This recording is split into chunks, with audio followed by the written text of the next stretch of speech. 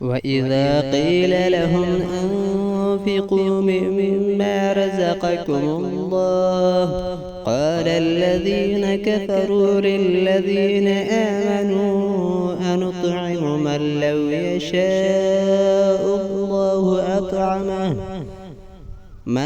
يشاء الله أطعمه إن أنتم إلا في ضلال مبين.